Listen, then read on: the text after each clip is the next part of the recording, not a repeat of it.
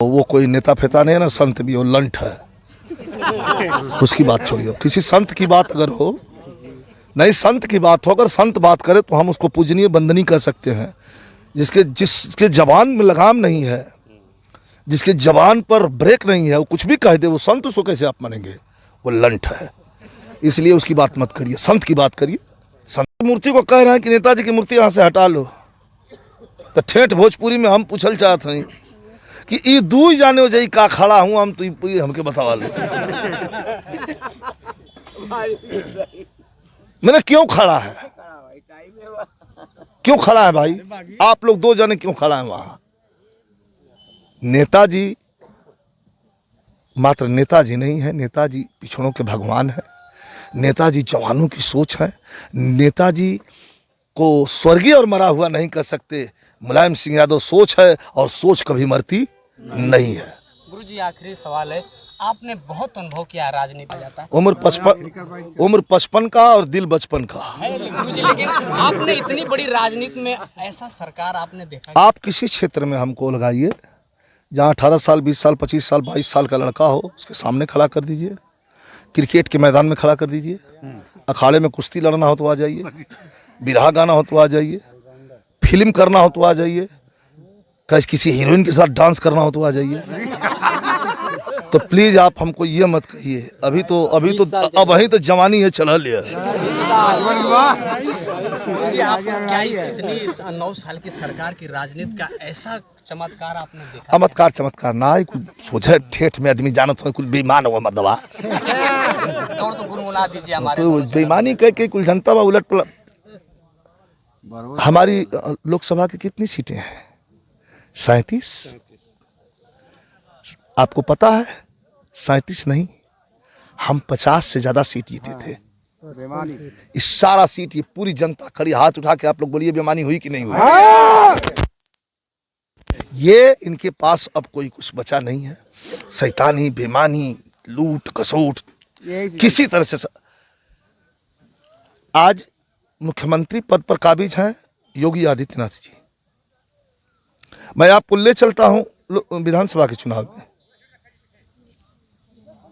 हमारे माननीय जी ने कहा कि ये भी जबरदस्ती छीना है, यह भी चुनाव हम लोग जीत रहे थे, यह भी चुनाव हम लोग विधानसभा वाला जीत रहे थे, और माननीय अखिलेश यादव जी मुख्यमंत्री बनने वाले थे, लेकिन इस चुनाव को भी इन लोगों ने बेईमानी से जबरदस्ती जीत के खींच लिया।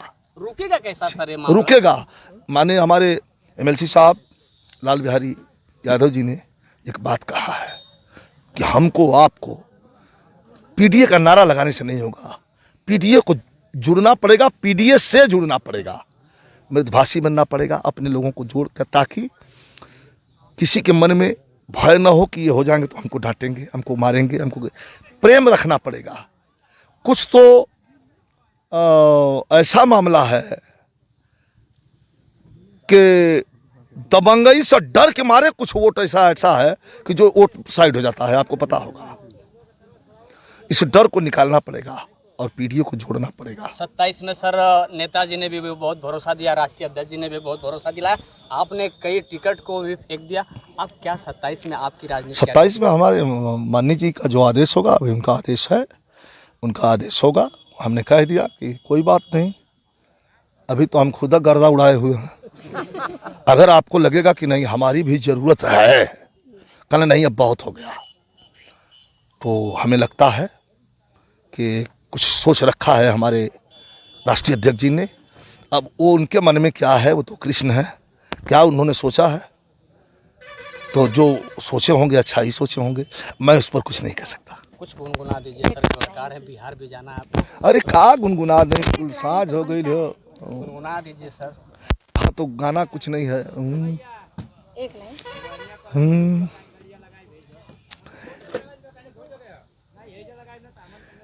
भारत के इनकलाबियों की शान तिरंगा, भारत के इनकलाबियों की शान तिरंगा।